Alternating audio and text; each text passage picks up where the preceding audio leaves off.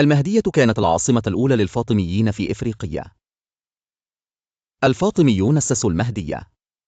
ينحدر الفاطميون من سلالة إسماعيل بن جعفر الصادق بن الحسين بن علي بن أبي طالب زوج فاطمة بنت رسول الله صلى الله عليه وسلم، وقد ست الدولة الفاطمية سنة 296 على يد عبيد الله المهدي الذي تولى الخلافة ومسك بأمور الحكم. استقر الفاطميون أولا بمدينة رقادة، وبعد بناء مدينة المهدية سنة 303 بأمر من الخليفة أصبحت دار خلافته، وكان هذا التحول وليد الخلاف الذي كان بين الفاطميين وأهل السنة المتمسكون بإتباع رسول الله صلى الله عليه وسلم في أقواله وأفعاله. الموقع اختير لسهولة الدفاع عنه على ساحل البحر. صممت المهدية بفن معماري متطور لم تشهده المنطقة.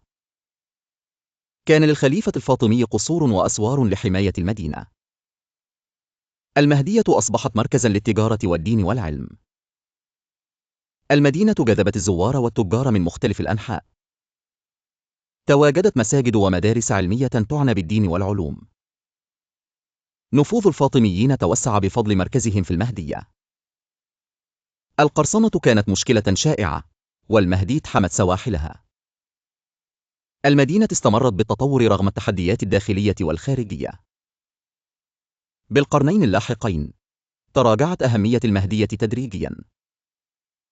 المهدية اليوم موقع تاريخي يجذب السياح والباحثين.